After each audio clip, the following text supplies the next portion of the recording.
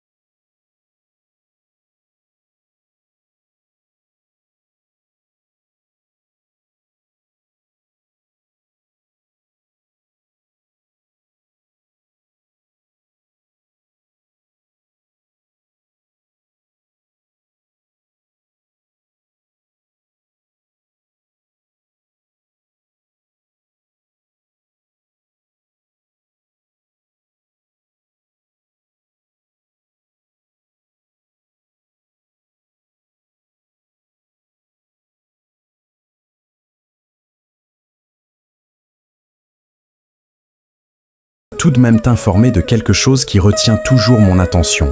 Il s'agit de ton ami, Junior. Je sais à quel point tu l'adores, mais tu dois faire attention, parce que tu es une fille, et tu peux tomber enceinte. Je sais que tu n'as pas d'idée derrière votre amitié, mais le corps peut faiblir, et rapidement, un rapport sexuel non protégé peut t'amener à une grossesse. Tu dois donc être très attentive et prudente, et je veux aussi que tu réduises la fréquence à laquelle vous vous rencontrez. Tu dois aussi éviter de te retrouver toute seule à l'intérieur avec lui. Ma chérie, tu sais que nous comptons tous sur toi. Après ces conseils, Sherita promit à sa mère de faire attention. Un jour, Junior courut chez son ami pour lui raconter la bonne nouvelle. Il pouvait maintenant se rendre à l'étranger, car les procédures de son voyage étaient prêtes. Sherita partageait aussi sa joie. Tu pourras maintenant accomplir ton rêve de devenir avocat. Félicitations, Junior. Je suis très contente pour toi. Cependant, elle se rendit compte qu'elle ne pourrait plus voir son ami quand il serait parti à l'étranger. « Je ne te verrai plus, tu seras maintenant si loin de moi », remarqua-t-elle tristement. « Écoute, Sherita, commença Junior. J'aurais aussi voulu que nous poursuivions ensemble nos études comme nous l'avons toujours fait. Mais malheureusement, nous devons nous séparer. J'irai étudier à l'étranger, mais une fois que j'aurai fini mes études, je reviendrai, et je suis sûr que tu seras déjà médecin et moi avocat. Nous pourrons être tous les deux fiers de tout ce que nous avons accompli et de notre parcours de vie. » Ils se prirent tous les deux dans les bras, et on pouvait remarquer la mosaïque de sentiments qui passaient sur leur visage. Ils bavardèrent devant la maison, et quelque temps après, la mère de Sherita sortit pour aller faire des courses au marché. Ils allèrent alors tous les deux dans la chambre, et au fur et à mesure, la conversation devenait de plus en plus intime. Ils finirent par s'embrasser, et emportés par leurs émotions, ils échangèrent leurs corps, leurs esprits et leurs âmes. Le moment tant attendu était enfin arrivé. Junior s'en allait pour très longtemps. La jeune fille était très malheureuse, et les adieux furent très douloureux. Elle était si proche de Junior qu'elle ne s'était même jamais imaginé vivre sans lui. C'était tout nouveau pour elle. Les jours passaient depuis le départ de Junior, mais Sherita ne semblait pas s'en remettre. Elle n'avait plus cette joie de vivre. Et Kemi, qui l'observait, la voyait toujours déprimée. Elle était soulagée de savoir que Junior était parti parce qu'elle se doutait qu'il n'y avait pas que de l'amitié entre eux. Elle voyait bien que sa fille tombait petit à petit amoureuse, et maintenant qu'il était parti, elle pourrait s'en remettre avec le temps. Les heures, les jours, les semaines passaient. Mais Sherita était toujours aussi déprimée. La situation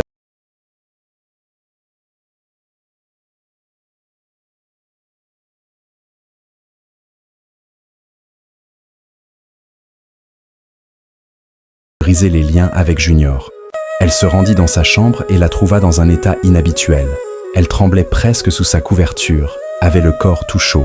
Prise de peur, Kemi se prépara rapidement et la conduisit à l'hôpital. Le père de Sherita n'était pas à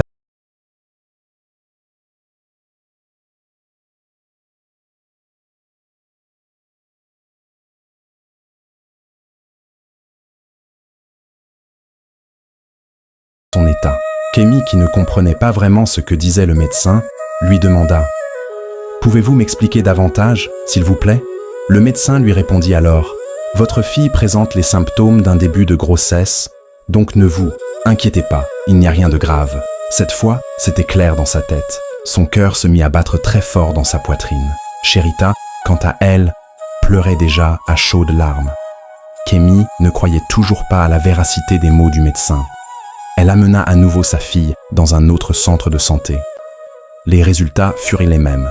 Sa fille chérie était vraiment enceinte. Elle avait mangé le fruit de l'arbre défendu. Sans mots, elles rentrèrent calmement chez elle. Sherita toujours en larmes. Kemi était dépassée. Elle ne savait plus quoi faire ni où se mettre. Elle déposa sur la table le carnet et Sherita, maintenant agenouillée dans un coin du salon, pleurait à chaudes larmes. Adekola rentra à la maison tout excité et de bonne humeur. Il avait une merveilleuse nouvelle à annoncer à sa princesse. Elle pourrait maintenant continuer ses études en médecine comme elle l'avait toujours souhaité, car sa demande d'admission à l'université avait été acceptée avec succès. Dès qu'il rentra, toute sa joie disparut. Il pouvait voir sa femme triste et Sherita à genoux en train de pleurer. Il demanda alors « Qu'avez-vous toutes? Pleurez-vous la mort de quelqu'un ?» Kemi n'avait plus de force. Elle ne réussit à dire aucun mot. À la place, elle désigna le carnet sur la table et son mari le saisit, curieux de savoir ce qui les tracassait. Il ouvrit le carnet et lut ce qui était écrit. Dès qu'il lut « positif », il jeta le carnet et cria « Mais bon sang, qui peut m'expliquer ce que ça veut dire ce positif ?» Kemi parvint enfin à sortir quelques mots. « Sherita est enceinte. »« Non, c'est une blague », répondit son mari. Comment est-ce possible d'apprendre que sa fille est enceinte alors qu'il est venu leur annoncer la bonne nouvelle de son admission à l'université?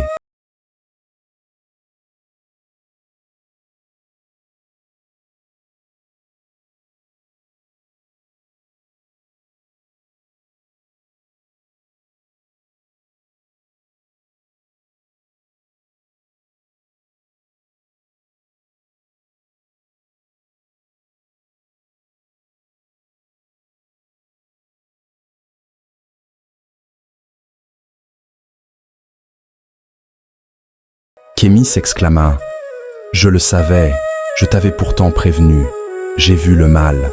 Venir et je t'avais mis en garde. » Adekola traîna Sherita jusqu'à la maison de Junior. Il dit à la maman de Junior « Je vous apporte la marchandise de votre fils. Ma fille est enceinte et c'est votre fils qui l'a mise enceinte. Alors je vous la laisse, elle est à vous. » Celle-ci chassa immédiatement Sherita de chez elle et lui dit qu'elle n'allait pas gâcher l'avenir de son fils. « Mon fils n'est pas là, alors tu ferais mieux de t'en aller très vite. » Elle sortit en pleurant, regrettant amèrement de s'être laissée emporter par ses émotions. Elle regrettait de n'avoir pas écouté sa mère. Elle savait consciemment qu'elle venait de remettre à néant tous les espoirs de son père, ainsi que de sa mère. Elle n'avait même pas le courage de dormir cette nuit-là à la maison.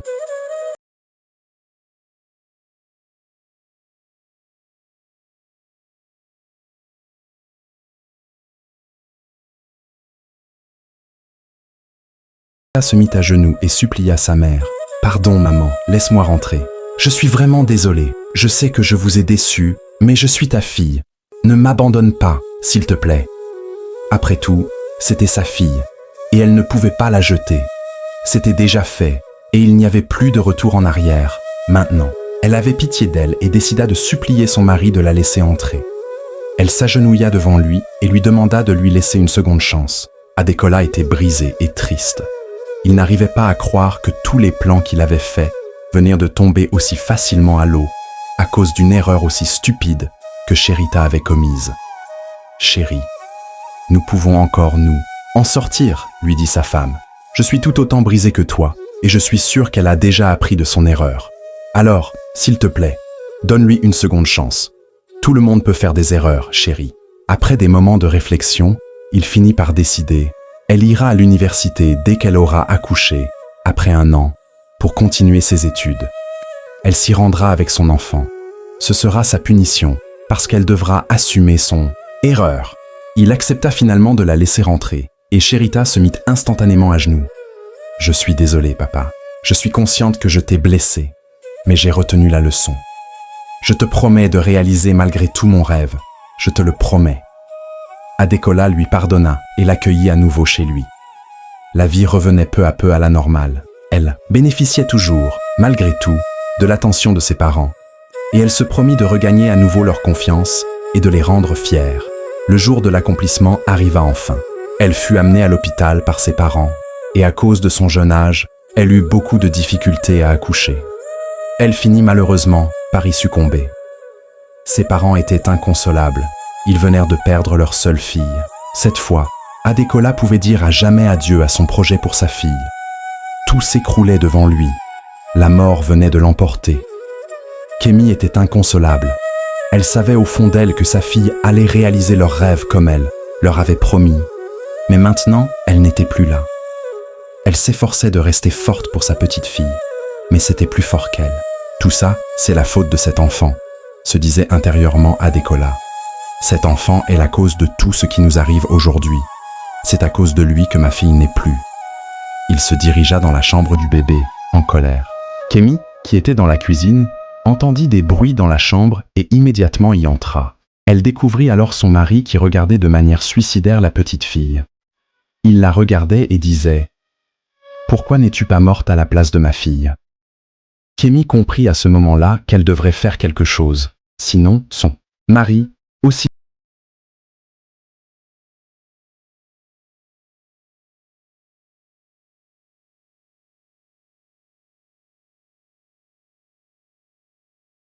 Puisqu'il avait même refusé de la toucher.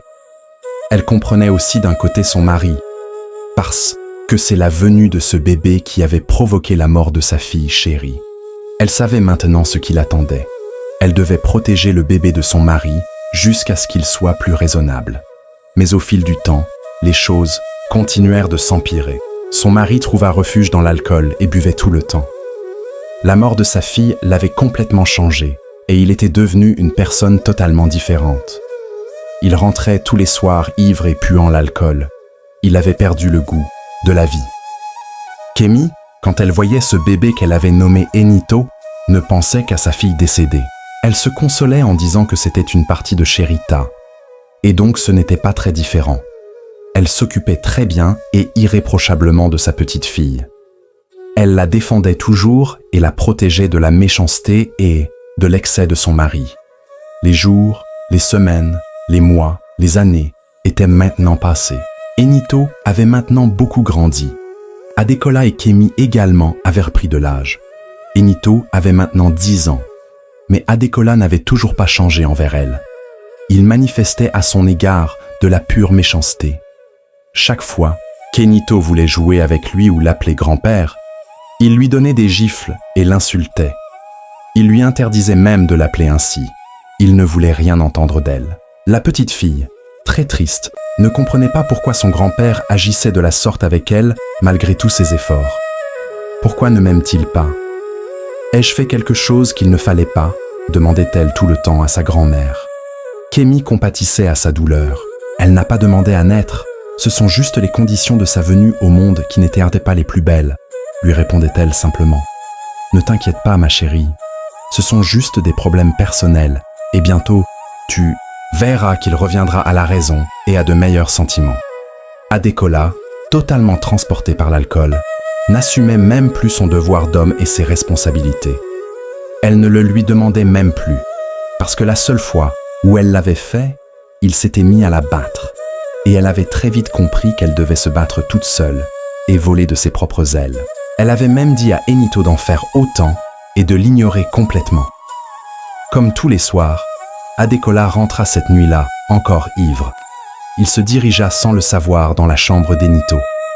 Ce n'est qu'en voyant la petite fille qu'il réalisa que ce n'était pas la bonne chambre. Mais au lieu de se retourner, il rejoignit la petite fille dans son lit. Effrayée, Enito se réveilla. Elle ne comprenait pas ce que faisait son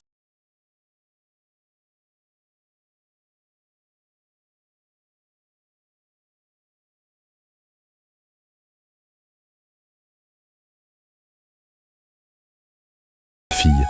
Tu dois payer très cher pour m'avoir arraché ma seule fille. Ma fille, chérie, tu es une enfant maudite et très maléfique. Il déchira ses vêtements et se jeta sur elle. En larmes, Enito tremblait affreusement. C'était la première fois que son grand-père s'approchait d'elle de cette manière. Les choses ne devraient pas se passer ainsi. Elle pleurait à chaudes larmes. Adekola la regarda méchamment et lui dit « Tu as intérêt à garder pour toi ce qui s'est passé ce soir.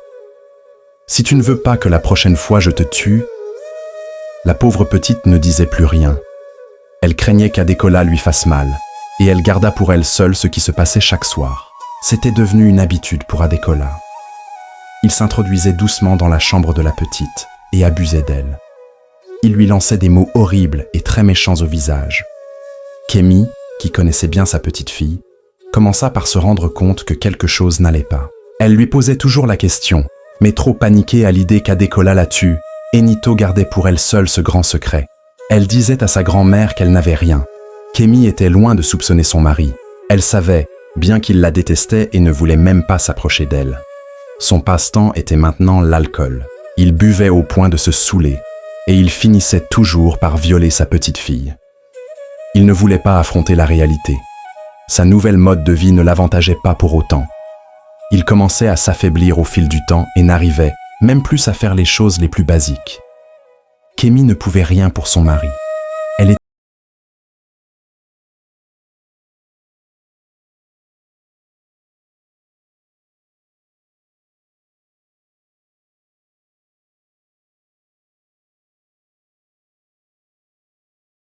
du tout. Elle n'avait plus la force de tenir debout. Pendant qu'elle cherchait quelque chose pour s'accrocher et s'adosser, elle perdit l'équilibre et tomba. Kemi était là ce matin-là. Elle courut rapidement vers elle et, voyant son état, elle se rendit compte qu'elle s'était évanouie. Elle eut l'impression d'avoir déjà vécu une situation pareille. Toutes ses pensées la ramenaient vers sa fille décédée. Elle la conduisit rapidement à l'hôpital. Après les analyses, le médecin sortit et affirma « Madame, votre fille est enceinte. » Dans sa tête,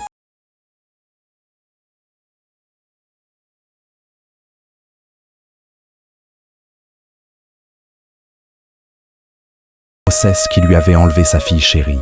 Elle voulait devenir folle. Pourquoi cela devrait-il lui arriver à nouveau? Qui pouvait lui faire une chose pareille, s'imaginait-elle? Elle n'a que 12 ans. Elle était maintenant hospitalisée à cause de son état. Elle avait des lésions physiques dues au mauvais traitement constant qu'elle subissait de la part d'Adekola et à la grossesse inattendue. Kemi pleurait à chaudes larmes. Elle priait de toutes ses forces afin que sa petite fille s'en sorte vivante.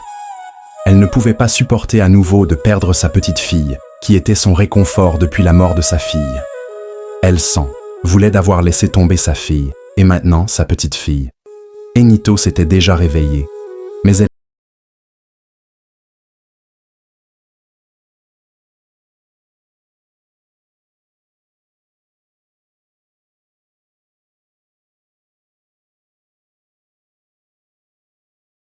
comme il l'avait toujours désiré. Il avait même ouvert son propre cabinet, et en raison de ses services louables, il était reconnu comme un grand avocat. Il décida maintenant de se rendre à son village. Après avoir tout apprêté, si son plan se passait comme prévu, il allait retrouver sa femme, et ensemble, ils s'installeraient à l'étranger. Il était tout excité en y pensant. Dès qu'il rentra, sa mère était très contente de le revoir. Ils bavardaient tous les deux quand Junior demanda à sa mère « Maman, C'était quand la dernière fois que tu as vu Sherita? Il l'avait toujours gardée dans son cœur. C'était même ce qui avait motivé en grande partie sa venue au village. Sa mère était restée ébahie face à la question. Elle ne savait comment lui expliquer tout ça. Elle pensait qu'il l'avait déjà oublié, mais visiblement, non. « Maman, je t'ai posé une question », reprit Junior. « Comment va-t-elle » Elle décida alors de lui raconter tout ce qui s'était passé en son absence. Junior s'attendait à tout sauf à ça. Il ne pouvait pas s'imaginer que Sherita était morte, ou encore qu'il était papa. « Maman,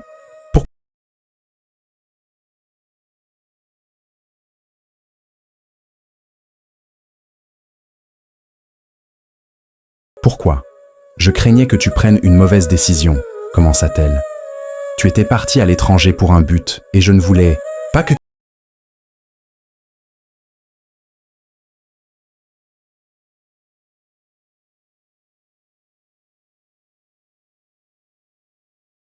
laisser emporter par nos émotions. Je suis très déçu de toi, maman.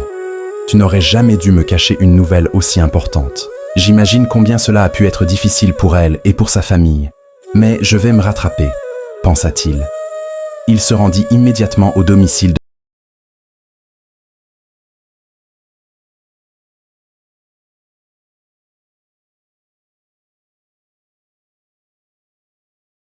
du village. Il s'y rendit immédiatement. Dès que leurs regards se croisèrent, Kémy était surprise. Elle se pinça pour s'assurer qu'elle ne rêvait pas. « Mais que fais-tu ici après toutes ces années ?» Au lieu de lui répondre, il lui demanda plutôt ce qu'elle faisait à l'hôpital. « Maintenant, ça t'intéresse, n'est-ce pas ?» demanda Kémy. « Tu as fui toutes ces années ta responsabilité et tu reviens aujourd'hui comme si de rien n'était. » Junior s'excusa poliment et expliqua à Kémy qu'il n'était pas au courant, qu'il venait de l'apprendre et qu'il était venu aussitôt. Kémy se mit à pleurer à nouveau. Sherita n'a pas survécu et maintenant c'est au tour de la petite fille. Junior était tout paniqué. Il se demandait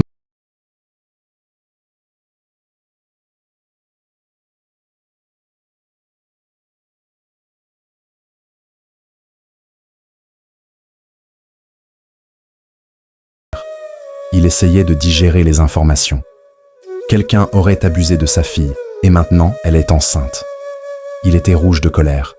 Comment est-ce possible ? Quel pédophile avait bien pu profiter d'une innocente fille au point même de la mettre enceinte ? Plusieurs questions auxquelles il ne trouvait aucune réponse lui passèrent par la tête. Il se rendit dans le cabinet pour voir Enito, toute faible, immobile. Son cœur s'effondra. On pouvait lire la fureur dans ses yeux. Ils attendirent tous, les deux impatiemment à côté d'Enito. Junior et Kémy dormirent tous les deux à l'hôpital. Le lendemain, la santé de la petite s'était améliorée. Elle pouvait maintenant manger, s'asseoir et même parler. Kémy lui demanda alors qui lui avait fait ça, mais elle ne voulait pas le dire. Elle se rappelait tous les avertissements que lui avait donnés Adekola. Elle ne voulut rien dire. Ils comprirent tous les deux qu'elle craignait de parler. Junior prit la parole. « Écoute, Enito, tu peux te confier à nous. Ta grand-mère et moi te protégerons. Tu n'as rien à craindre. Fais-nous confiance et dis-nous qui t'a fait ça. » Elle ne voulait vraiment rien dire au départ, mais Kémy et Junior n'ont rien lâché.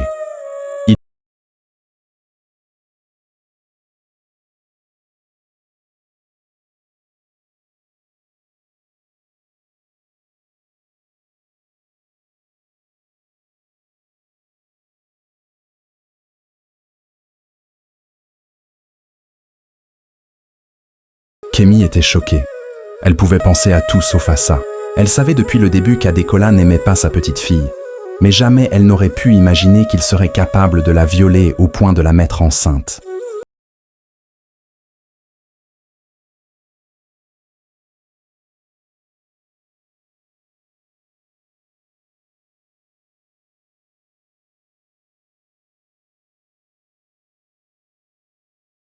Que tu as fait, pensa Junior.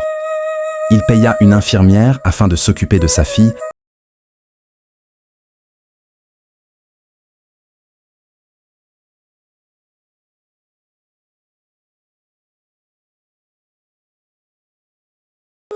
Ta méchanceté n'a pas de limite.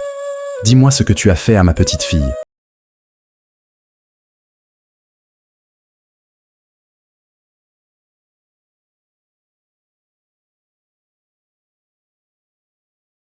Paix dans ta vie.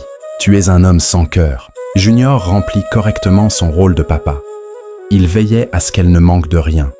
Il lui donnait tout l'amour et l'attention qu'un père pouvait donner à son enfant. Il s'est même promis de ne pas se remarier afin de rendre hommage à Sherita. Sa fille grandit et réalise.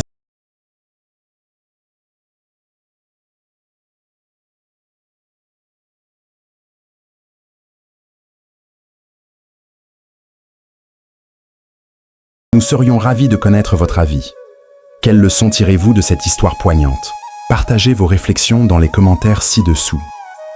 Si vous avez apprécié cette vidéo, n'hésitez pas à cliquer sur « J'aime » et à vous abonner à notre chaîne pour ne pas manquer nos prochaines histoires. Votre soutien est précieux et nous motive à continuer de partager des récits inspirants et émouvants. Merci encore et à très bientôt.